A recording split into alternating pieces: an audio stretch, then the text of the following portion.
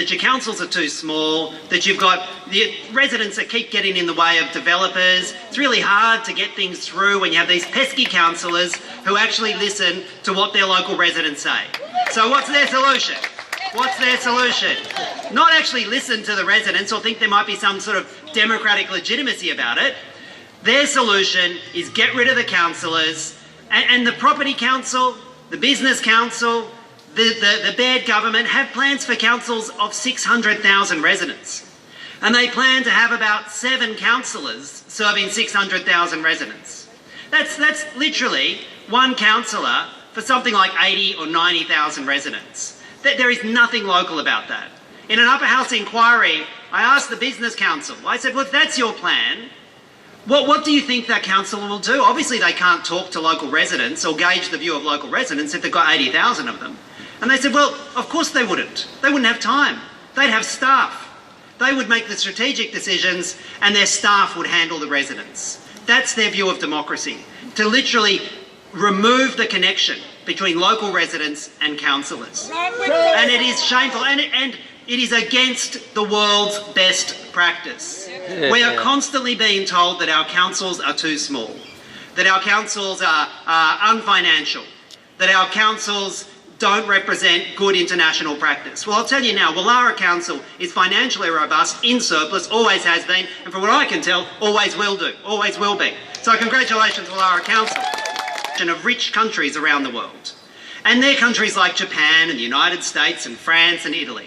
And what's the average size for a metropolitan council in the OECD? 27,000 residents. That's the average size in the OECD. And Woollahra Council, at 58,000, is more than double the size of the average in the global developed world. It's not too small, it's a con. It's a downright lie that's been forced upon you to make you think that a level of government where you actually get a say is somehow illegitimate. Well, it's not.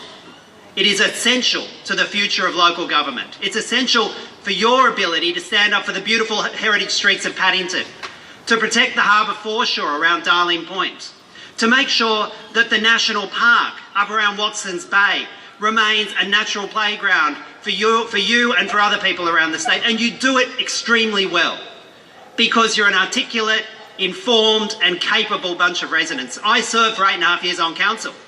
I listened to you. You're compelling. You have amazingly strong views and knowledge about your local area. And you transmit it to your local councillors, and on the whole, they transmit it into the decisions they make. That's why when you see a satellite view of Woollahra, it's covered in green trees. And you compare the satellite view of Waverley and Randwick, and you see bare earth and concrete and grass and fewer trees. Because your local councillors listen. I do not want, you don't want, Randwick councillors putting the chainsaws in Woollahra. I can assure you of that. Well said. This isn't over. I do hope that Gabrielle maintains the position in Cabinet and doesn't get rolled by the Baird government. I hope she does, and I wish her every strength in that. But the government does not have a guaranteed parliamentary majority to deliver this in Parliament. They don't have the numbers in the upper house. They don't have Labor's support. They don't even